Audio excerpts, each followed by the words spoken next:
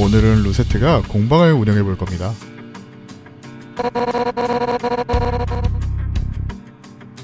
$10억 정도를 기초 자금으로 들이면 되는 거 아닐까요?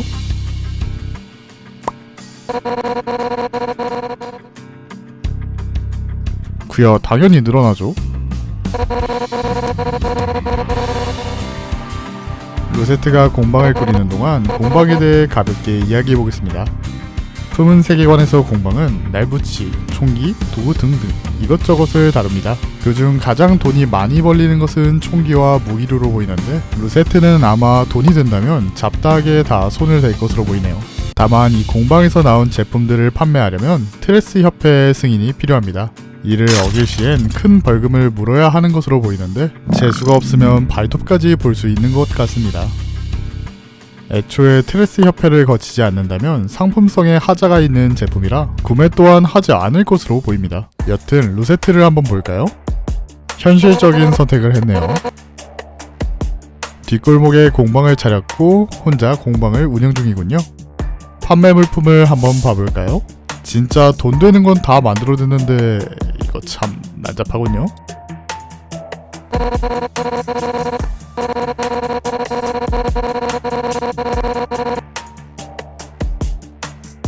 이거 트레스 협회에 허가는 받은 거예요?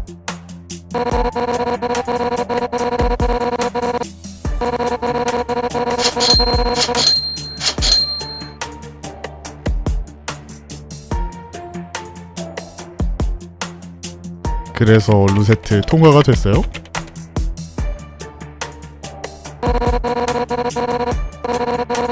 뭐 루세트가 사는 세계에서는 팔릴지도 모르겠지만 이건 기획에 문제가 있는 것 같은데요? 아무래도 기획자 하나를 뽑는 건 어떨까요?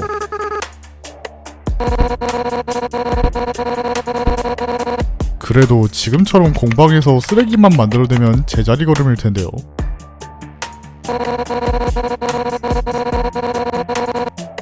루세트는 트라이송이라는 새로운 기획자를 영입했죠. 트라이송은 어떤 상품이 주력으로 잘 팔리고 어떤 무기가 뒷골목 내에서 필요한지, 그리고 뒷골목 내에서 소문이 나면 둥지 해결사에게 어떻게 닿을 수 있는지 알고 있었어요. 다만 손재주도 없고 그걸 기획할 돈도 없었죠.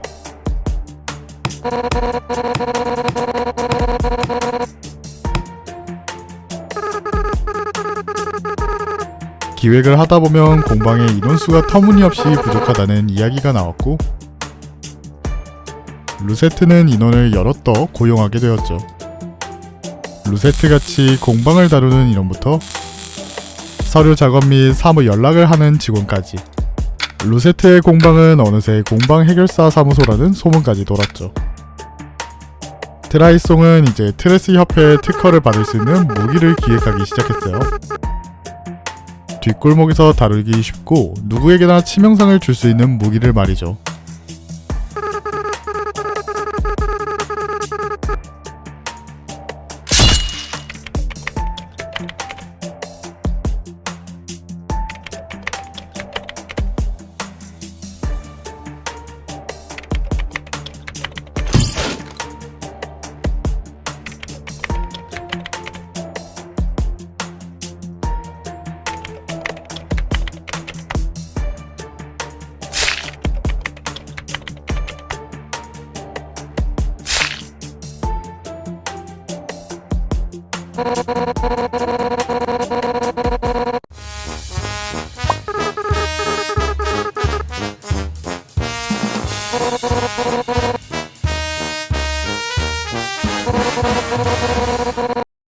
루세트는 직원들과 밤낮을 구분하지 않고 개발에 들어왔고 오랜 시간을 들여 공방 무기를 몇 정 만들었어요.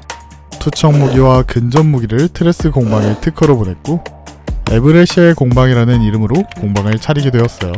뒷골목의 저등급 해결사가 구매하자 그 위력은 뒷골목 내에서도 크게 소문이 나게 되었죠. 파편으로 박히는 끔찍한 통증은 뒷골목에서 소문내기가 좋았고 아무리 저등급 해결사라도 부상을 입은 의뢰 대상은 손쉽게 처리하기가 좋았죠. 당연히 수요가 늘어나면 값은 올라가게 되어 있었고 에브레시제 공방의 무기값은 뒷골목 사람들이 거금을 들여서 살 정도의 가치가 되었죠. 이를 기회로 여긴 트라이송은 이제 둥지 속의 해결사에게도 접근하기 시작했고, 둥지 내부에서도 이제 에브레시의 장비를 볼 수 있게 되었어요.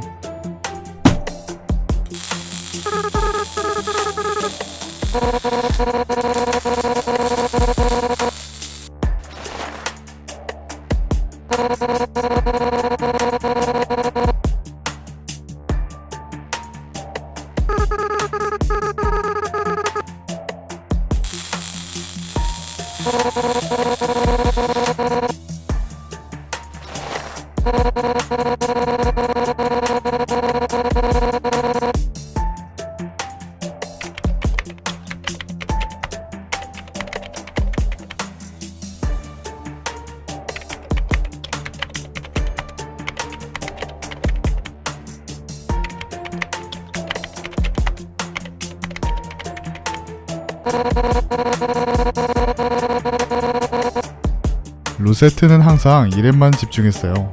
예전과 다르게 직원들을 돌보며 고민도 들어주고 돈이 부족하면 나눠주기도 했죠.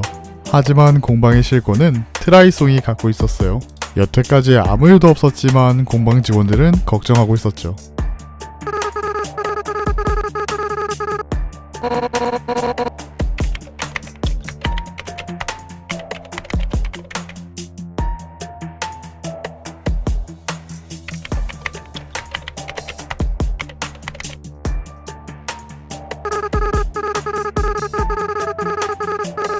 항상 친절한 트라이송이었기에 루세트는 긍정했어요.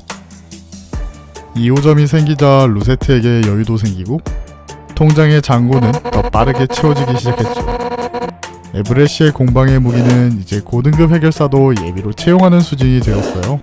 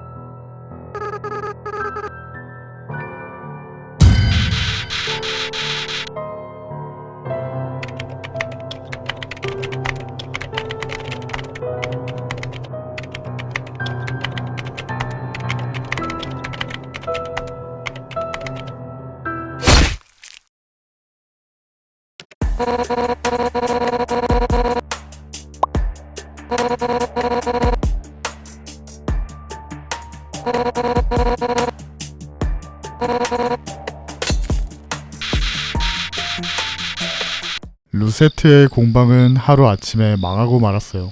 2호점은 원래 없었던 것처럼 사라졌고 트라이송과 그 2호점의 직원들도 전부 사라져버렸죠.